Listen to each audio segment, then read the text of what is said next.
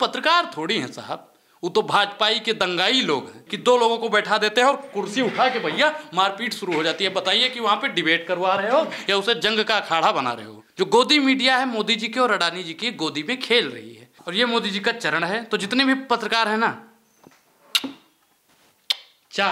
4 बार MODI Modi ji से सवाल पूछता कि प्रधानमंत्री जी आप बताइए 2 करोड़ रोजगार पे आपकी निकम्मी सरकार शांत क्यों रहती है? पूछता है भारत। आज उन लोगों पर थूक रहा है भारत साहब। किसानों की आय दुगनी हुई है, $5 ट्रिलियन की अर्थव्यवस्था तैयार हो गई है, 100 स्मार्ट सिटी बन गई है, 21 एम्स बन गया है। प्रधानमंत्री जी की हवा निकल जाएगी साहब। हर हर मोदी तो है साहब, लेकिन घर घर भूखमरी भी है। गोडसे जिंदाबाद के नारे इनकी रैलियों में क्यों लगते हैं? गोडसे जिंदाबाद के नारे लगाते हैं और गांधी के आगे नतमस्तक हो जाते हैं। ये बेईमानी साहब, ये दोहरी राजनीति है। बुरा लग गया। नवीन सुधीर चौधरी क्यों बनूं?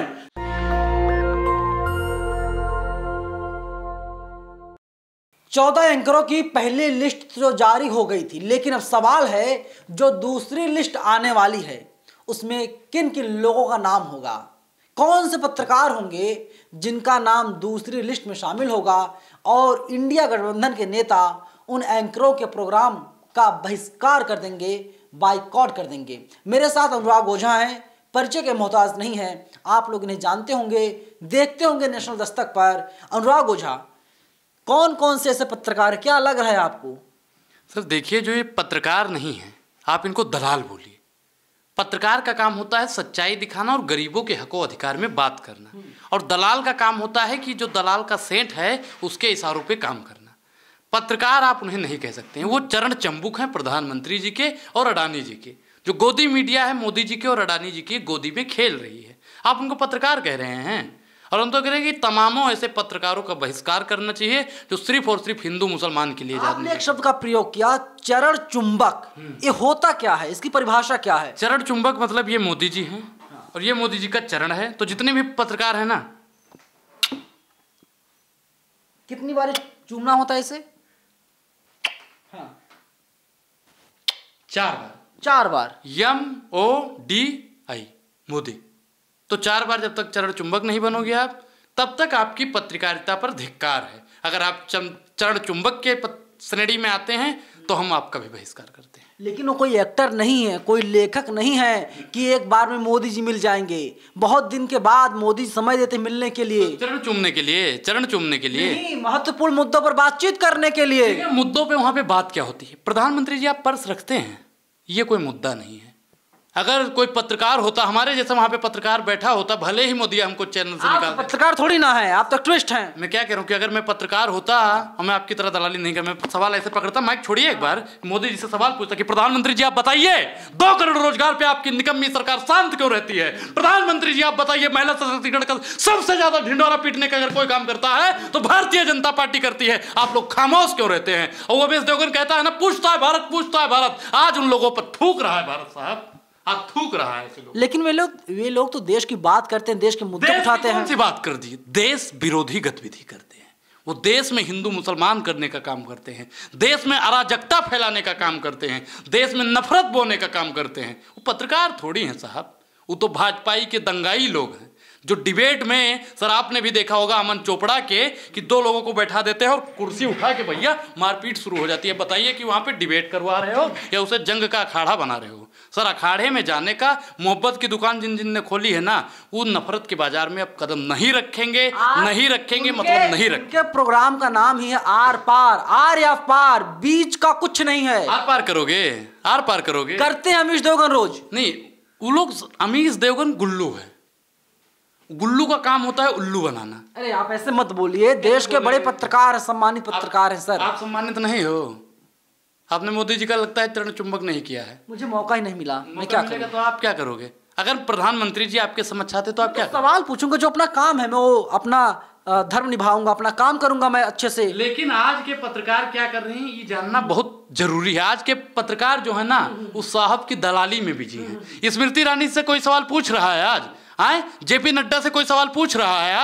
आज के डेट में, जयशाह के पापा से कोई सवाल पूछ रहा है, पंकज सिंह के पापा से कोई सवाल पूछ रहा है। लोग तो बेहतर काम कर रहे हैं देश के लिए ना। बेहतर काम कर दिया, क्या काम नहीं किया? बेहतर काम किया। अब जयशाह के पापा बताएं कि सेना सुरक्षा के मजबूत हो गई है, राजनाथ जी बताएं हैं क्या सब कुछ सबका रक्षा हो रहा है, प्रधानमंत्री मोदी जी बताएं कि आपने कहा था कि महिला सुरक्षित होगी। महिला सुरक्षित है?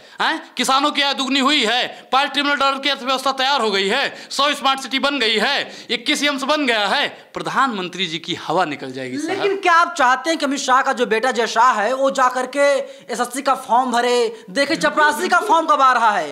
अरे देश के गृह मंत्री के बेटे हैं सर। वो अमित शाह का बेटा है तो बीसीसीआई का चेयरमैन बन जाएगा बिना काबिलियत के।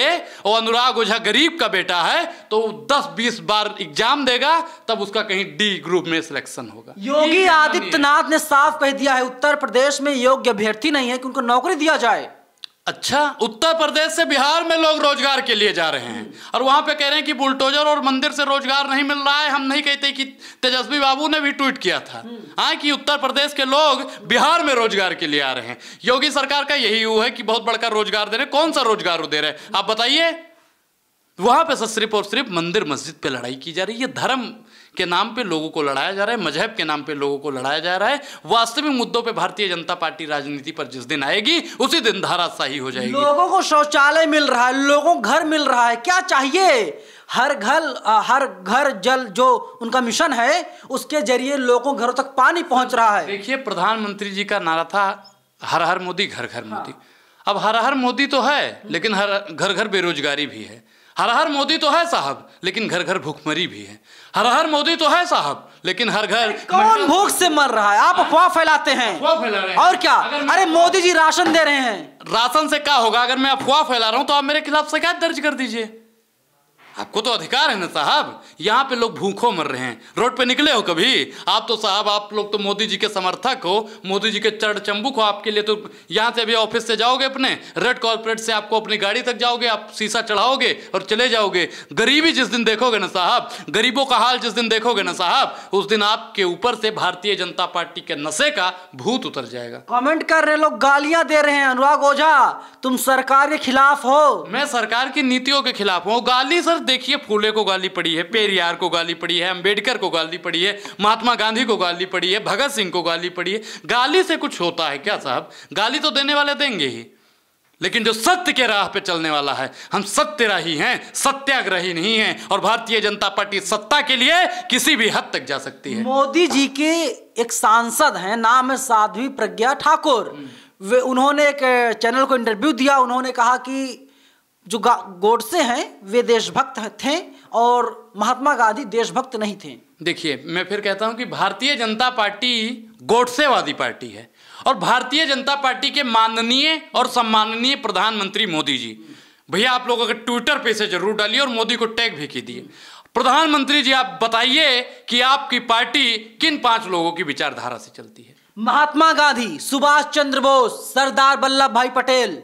अगर इन लोगों की विचारधारा से इनकी पार्टी चलती है तो गोडसे जिंदाबाद के नारे इनकी रैलियों में क्यों लगते हैं? इनकी सांसद साहिबा जो आजाद भारत का पहला आतंकवादी था उनको राष्ट्रभक्त क्यों कहती हैं?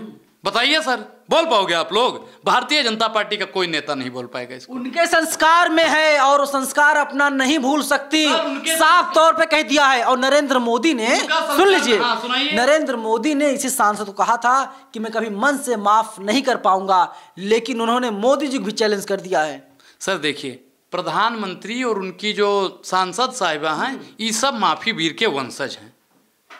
बड़न को माफी चाहिए, छोटन को उत्पात, तो ये लोग माफी वीर के वंशज हैं। ये लोग आज गांधी जी को गरिया रहे हैं ना। ये लोग अभी गांधी जी के समाधि पे गए थे ना, नतमस्तक हो गए। अरे जाइए ना गोडसे की समाधि पे, होइए नतमस्तक। अगर गोडसे, लेकिन मोदी जी तो मानते ना महात्मा गांधी को, बापू को मानते हैं। अगर बापू को मानते तो इनकी सांसद ऐसी बेहद घटिया जुबान, मोदी जी जुबान नहीं सिल लेंगे किसी की। भाई एक चीज बताइए कि आपकी ऑफिस में 4 लोग काम करता है और अगर एक लोग गलत काम करता है तो आप उसको टोकोगे कि नहीं टोकोगे? टोकोगे या नहीं? हाँ या ना? हाँ या ना? मोदी जी ने टोक दिया। मोदी जी ने, हाँ या ना? हाँ या ना?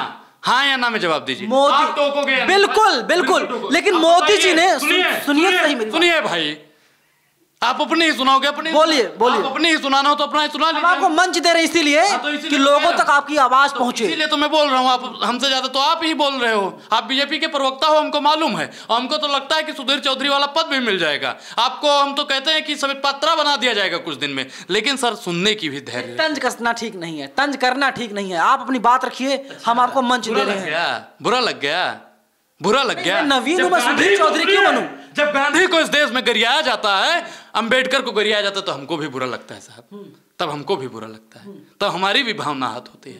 तब आप लोगों को तनिक सा याद नहीं रहता है, हैं? तब आपको याद नहीं रहता कि गांधी से किसी की भावना आहत हो सकती है। गोडसे जिंदाबाद के नारे लगाते हैं और गांधी के आगे नतमस्तक हो जाते हैं। ये बेईमानी साहब, ये दोहरी राजनीति है। और हेडगवार और गोलवारकर की औलादें हैं ना ये 24 में सर इन लोगों को गांधीवादी और अंबेडकरवादी लोग जवाब देंगे। चीखिए कितना, चिल्लाइए कितना, लोग कह रहे हैं कि आ रहा तो मोदी ही। ये सर लोगों का वहम है और आप जैसे पत्रकार अफवाहें फैलाते हैं। मतलब आप पत्रकारों को टारगेट करते हैं। अरे जो सवाल है, सवाल पूछ रहा हूं, उसका जवाब दे दीजिए आप। घड़े में कितना पानी है उस समय आने पर पता चले। वो कहावत है ना हमारे गांव की कि नाऊ भाई कई बार कहीं धैर्य करो बे सामने है। तो जितना होगा ना वो तो 24 में सामने ही आ जाएगा। मुझे लगता है आप इतना उत्पाद क्यों मचा रहे हैं? बेवजह कौन सा बेरोजगारी है तो उत्पाद तो मचाऊंगा। बेरोजगार युवा यहाँ पे आज रोजगार मांगने पर डंडे मारा जा रहा है, तो अगर युवाओं का रोजगार उठाना गलत है क्या? महिलाओं को असुरक्षित किया गया भारतीय जनता पार्टी की सरकार में, महिलाओं की आवाज उठाना गलत है क्या साहब? आप एक चीज बताइए कि यहाँ पे किसानों की आय कहा दुगनी करेंगे, और आज किसानों की आय दुगनी नहीं हो रही है, किसानों की डाई यूरिया को महंगा कर दिया गया। क्या गलत है सर?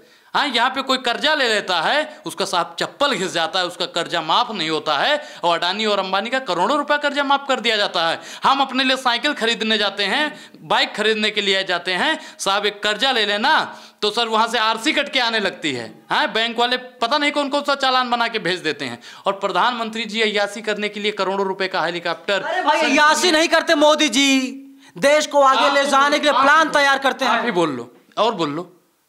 नहीं, मोदी जी अय्यासी करते हैं। आप पेट भर, आप क्या बोल रहे हैं? आपका पेट भर जाएगा तब हम बोलेंगे।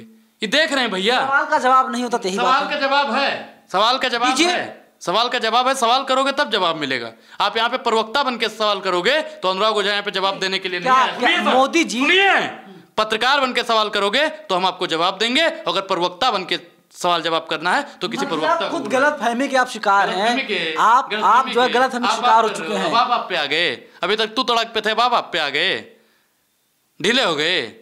किसने तू बोला है? आप जो है कि गलत फहमी शिकार हो चुके हैं कि मैं प्रवक्ता हूँ। बिल्कुल आप प्रवक्ता हैं। जितने भी लोग देख रहे हैं ना, सरकार सर सुनिए, हमको मालूम है आपकी हकीकत, हमको मालूम है आपकी हकीकत। कैमरा बंद होते ही 5000 पेटीएम में प्राप्त हुए। टी टू टा। कौन देगा? कौन देगा? आईटी सेल वाला देगा, और कौन देगा? दिला दीजिए। दिल में कैमरे बोलो, दिला दीजिए भाई मेरे। अच्छा, दिलाएंगे आप? वाह भाई वाह, बोल वाला दिखावा कर रहे हो हैं कि नहीं मिलता है। अगर नहीं मिलता होता तो आज प्रधानमंत्री जी की कुर्सी पे बैठे हैं ना, अगर वो बैठे हैं तो मीडिया की बदौलत बैठे हैं, हमारे बदौलत, नेशनल दस्तक बदौलत नहीं सर। तो आप सवाल करिए प्रधानमंत्री से। आपने अभी जितना सवाल पूछा मुझसे, ऐसा लग रहा है कि भारतीय जनता पार्टी के आप प्रवक्ता बन के बैठ गए। लोग कह रहे हैं कि बहुत अच्छी तैयारी हो गई है, 350 पार है इस बार। अंधे के हाथ बटेर लग जाए तो उसे शिकारी नहीं कहते। और मोदी जी आप दिन में सपना देखना छोड़ दीजिए। दिन में सपने देखने से, सपने तो खुली आंखों से देखे जाते हैं, और जो सपने खुली आंखों से देखे जाते हैं वही सपने पूरे भी होते हैं। ऐसे पूरा हो जाएगा, ऐसे ही पूरा हो जाएगा। देश की जनता जाग चुकी है, और जो जाग गया है वो भारतीय जनता पार्टी को भगाने के लिए भैया देर नहीं करने वाला है। अभी इनके कुछ सांसद, कुछ विधायक पार्टी छोड़ छोड़ के भाग रहे हैं ना, और हो सकता है कि मोदी जी भी भाग जाएं, वो भी इंडिया अलायंस के गठबंधन में आ जाएं। मुझे तो लगता है कि प्रधानमंत्री जी मन की बात जब करेंगे तब वो इंडिया अलायंस में सम्मिलित होने की भी बात करेंगे। सरकारें आएंगी और सरकारें जाएंगी। अटल बिहारी ने कहा था ना, सरकारें आएंगी और जाएंगी, आपको दलाली का पूरा पैसा वापस करना। चलिए, अनुराग ओझा है, सरकार की जम करके आलोचना लगातार करते रहते हैं, सरकार से सवाल पूछते हैं, और हम लोग भी वही कोशिश होती है कि सरकार से सवाल पूछा जाए जिससे आपका, हम सबका भला हो सके, कुछ बेहतर हो सके। पूरी बातचीत पर आप लोग अपनी राय हमें कमेंट बॉक्स में जरूर बताइएगा। कैमरा पर्सन आशीष के साथ मैं नवीन कुमार नंदन, नेशनल दस्तक, दिल्ली। नेशनल दस्तक की आपसे गुजारिश है कि अगर इसको बचाना चाहते हैं तो नेशनल दस्तक को सब्सक्राइब करने के लिए रेड कलर के सब्सक्राइब बटन को दबाएं, फिर बेल आइकन की घंटी दबाएं। नेशनल दस्तक को बचाने के लिए बहुत जरूरी है कि हर खबर को शेयर करें, लाइक करें, कमेंट जरूर करें।